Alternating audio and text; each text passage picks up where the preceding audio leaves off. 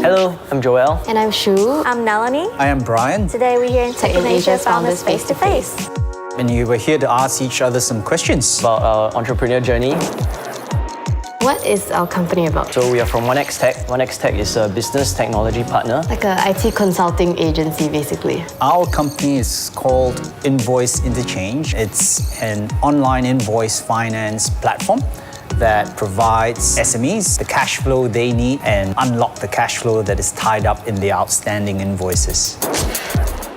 How did you meet? Well, we are a husband and wife team. We actually met in London while we were working in a bank. We actually met in a financial crisis year. Oh yeah, that was right. Oh, the best time to meet. I think we met back in 2008 when we were in junior college. We were part of the Students' Council. Shu was the cheerleading. I'm not a cheerleader. We would always argue with each other. Don't know how we ended up here.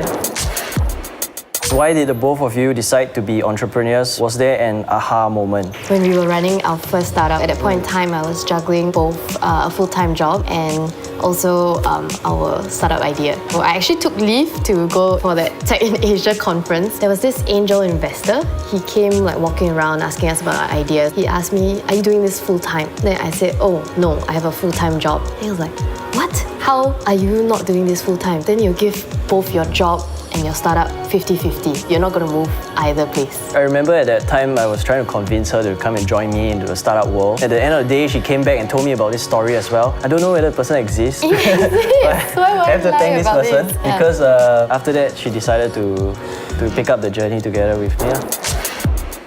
How's it like working together as a young family with a child? We don't have a child, but we've got... Children, yes. We started our business when our first child was 2.5 years old. Starting a business with a child in a new country without any family members here in Singapore was challenging, was difficult. So it's become really like a teamwork because obviously we've got work life that we need to deliver. We've got home life. Sometimes Brian might take more at work, sometimes I might take more at work, depends on the phase. He's very hands-on at home with the children at home, so I'm really blessed with that. But all in all, makes it really fun and it kind of works quite well. One team, one dream.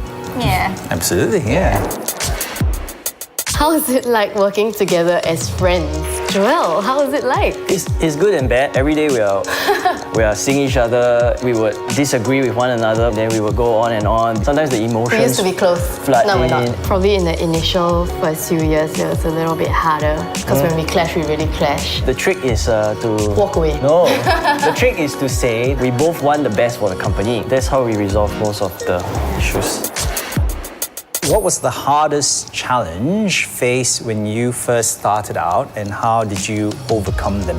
Fintech was a totally new term when we first started off almost like 4 years ago. One of the biggest challenge I remember was trying to open a bank account because the banks just didn't understand what we were trying to do and they were like, "What are you guys trying to do? Is this legit? Is this..." Yeah. I mean, we walked through every single bank in Singapore. Finally, we found one bank that's willing to listen to us. It was perseverance that really got us through. Oh, I think the hardest part was the tech. We didn't have a tech person. So our dear friend here actually taught himself how to code. This is how we overcome them. We really grind it through.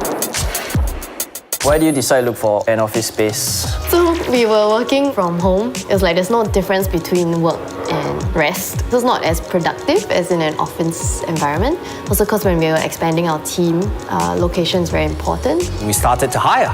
When we first started off, we were working out of our bedroom. Yeah. Well, not bedroom, a study. Okay, study.